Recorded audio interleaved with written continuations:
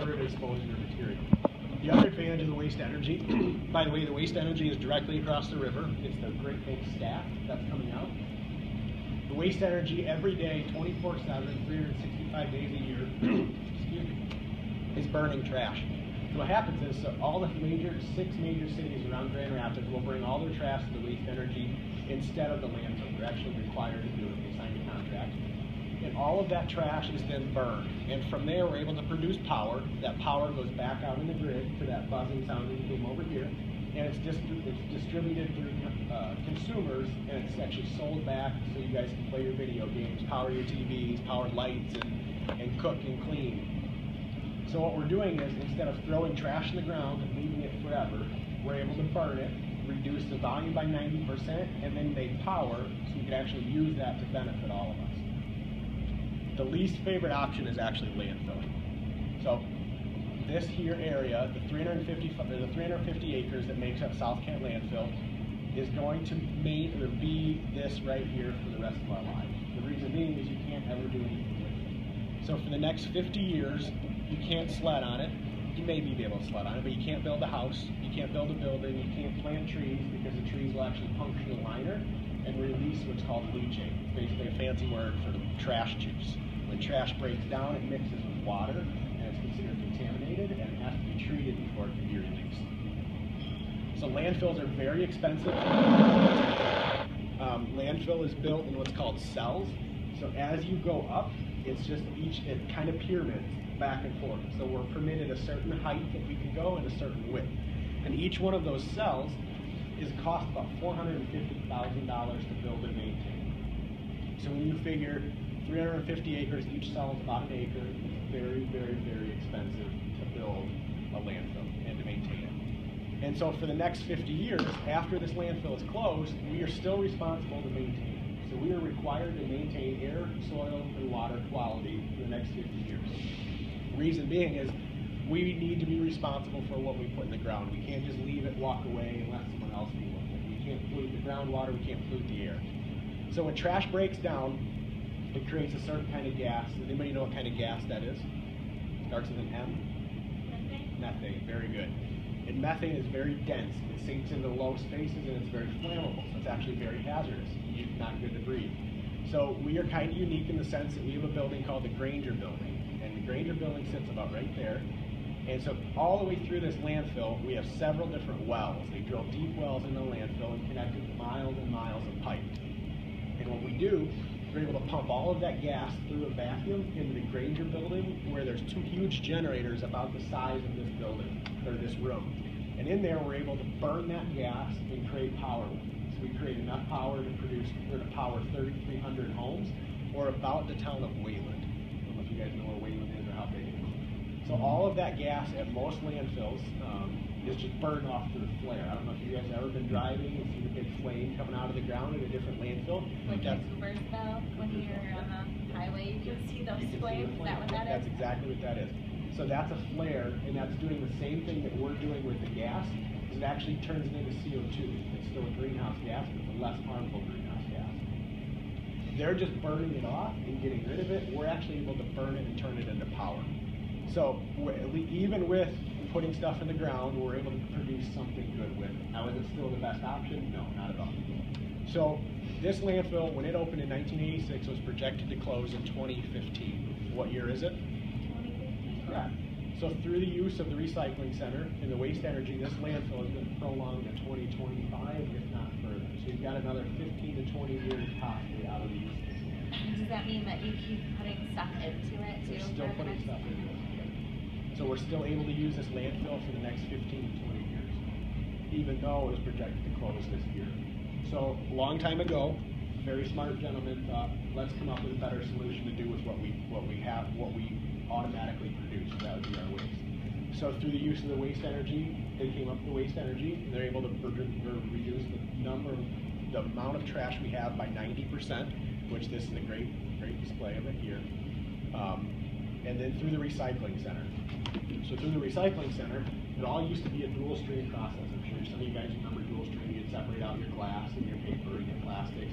Now it's all single stream. Everything goes in one bin, it gets tipped on the truck, and it disappears from you guys. Well, that's what I'm here to explain to you, what happens with it when it comes to us.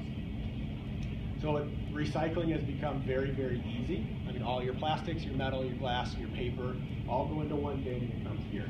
So I'm going to kind of play a short 2 or 3 minute video for you guys. It'll give you a good overview of what we do, and then I'll dive into it a little deeper.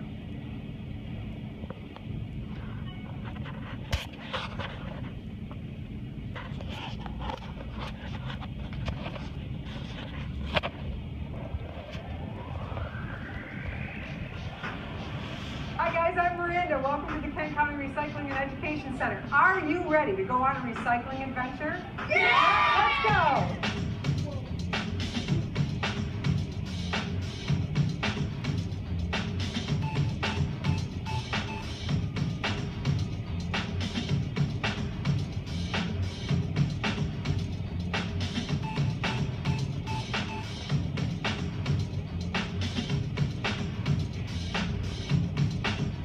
Put your milk jug, your can, your cardboard, and all your other recyclables into a bin, put it out at your curb, a truck takes it away, but what happens next?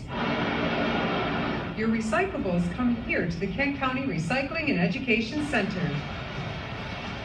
Here, recycling trucks drive onto the scale where they're weighed to see how much recyclable material they're bringing in. Every truck has its own unique identification number they must enter into a keypad on a scale. The scale automatically records how much material each truck is delivering. So this is the tipping point. All of that material would have ended up in a landfill if people chose not to recycle. Aren't we glad people recycle? Yeah! This is the area where trucks tip all their contents out onto the floor.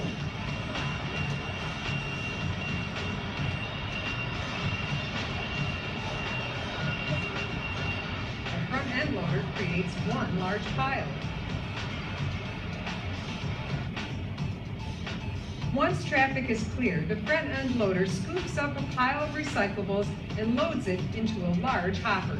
The hopper tumbles the materials to distribute the items evenly onto a conveyor belt, leading up to a sort line. Here is the first line of hand sorting. Workers pick off specific types of materials and drop them into sorting bays. Workers also watch for things we can't recycle, things like old toys, batteries, and books. If they spot these items, they remove them from the line. This second line of hand sorting goes into a series of disc screens, which lift the paper onto another conveyor that will hand sort once more into sorting bays. Gravity allows heavier items such as metal, plastic, and glass to fall down onto another conveyor. The metal and plastic items fall down onto a conveyor belt, leading up to a giant rotating magnet that pulls all steel and drops it into its own separate sorting cage. The plastics are separated by an optical scanner that uses container color to identify one plastic from another. The plastics are hand sorted into large cages connected to the baler by a sliding door.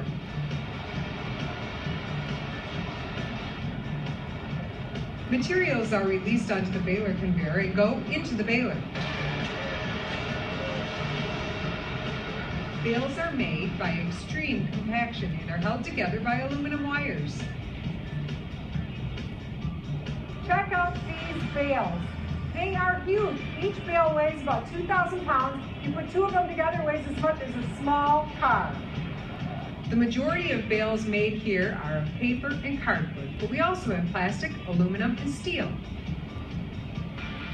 Glass and shredded paper fall through a screen onto a separate conveyor. The glass is then separated from the paper by bursts of air before going into the glass crusher. This big machine is the glass crusher. It crushes glass into tiny bits. It almost looks like little bits of sand. Here is a paper truck arriving for pickup. The bales of paper are loaded into the back of the semi-truck by a forklift. Once the trucks are loaded up, they weigh in on the scale once more. From here, they take the materials to another facility that will recycle them into new products like toilet paper and other plastic containers, cardboard boxes, park benches, even carpet. So did you guys have fun? Yeah! All right, what did you think was the coolest? I remember I was a glass crusher. Big magnet was great. All right, so if anybody have questions for that? Yep. What happens if no one picks out the batteries? The batteries? Yes. There was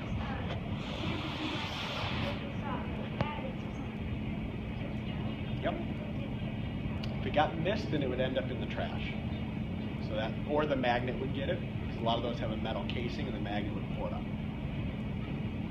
Anybody else, real quick? All right. So when you guys throw, you guys all, where are you from? Caledonia. So you probably don't have. You have red or curbside recycling? We do. Okay. So when you throw all your stuff in your bin, it's all going to go on a truck and it's going to come here. It's going to go across the scale and it's going to get dumped on the tipping floor. So the tipping floor is behind that big white wall out there, and every truck that comes in is going to get tipped out there. Once it's tipped, the front end loader is going to load it into that drum feeder. The drum feeder has great big bars in there, and what the idea is, it's going to lay everything out in a smooth line, so that way they can see it easier and they can pick out the stuff they need to. The other idea of that is it's going to break the bags. So when you guys throw your recycling in, we want it all off the bags. Don't throw it in a trash bag and tie it up, because otherwise it's very hard for us to tell what's in there. It looks like trash, and it's going to get pulled out and thrown away. So make sure you empty your bag out into your bin when you place it in there. So you just want only loose recyclables in your bin. From there, it's going to come up a big conveyor. It's going to drop right here behind us. So when you walk out of the door later, it'll be the first thing you'll see. That's where it's dropping in. And that's called pre-sort 1. On pre-sort 1, they're going to pull out all the bulky items that shouldn't be in there. So if there's stuff that shouldn't be in there, food waste, diapers, we get a lot of diapers, believe it or not, hazardous waste. They're also going to be pulling out cardboard. They want to pull out the cardboard because we want to get that out of the stream before it hits the disc screen, because it takes up a lot of space, and that's able to be direct bail from there. So it drops down into a bin, and we're able to bail it right up from there. Once we go past there, it's going to drop onto this one right behind us here. That's called pre-sort number 2. And at pre-sort number 2, we're able to do the same thing, just on a better or redefined search.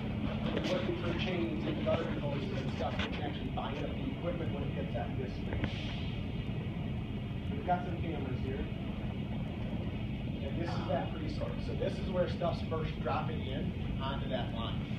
And from there you can see them pulling out the paper, the glass, or the harmful stuff. She's actually pulling out cardboard and other fiber material right now.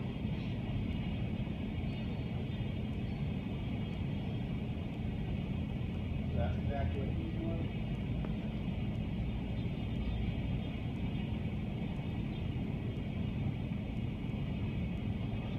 So from there, they're going to enter into our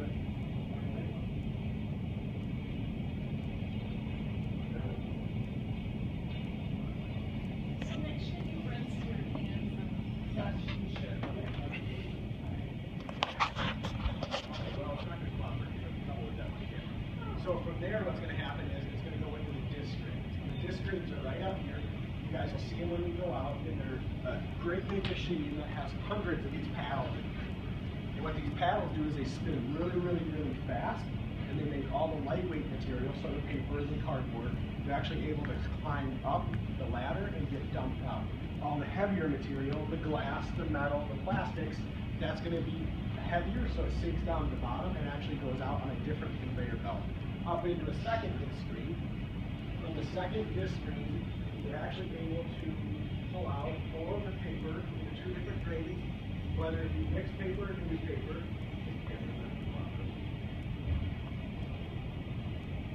So from there, once they pull that out, it's going to drop back down and go up this long conveyor belt right out here. You guys will see me walk out on there. From there, it's going to go under a magnet. The big rotating thing out there is a great big magnet. And that magnet's going to pull out anything steel. Then you can see that rotating across there, you'll see the things flying up. Those are all steel cans that are getting pulled out of there. From there, those get dumped directly into a bin to where they can be baled and sold. After that, it's going to drop back down and go into what's called an optical scanner. So that what this is doing is it's looking for number 1 plastic. So number 1 plastic is the ET plastic or your water bottles. So the clear plastic. And what that machine's going to do is moving very fast. You see it when we get out there. It's able to read, the lights are able to tell what grade of plastic it is, and it sends a jet of air. So you hear these constant little air puffs out there, and it blows that number 1 plastic over The other plastic, it lands on a separate line to where it could be baled directly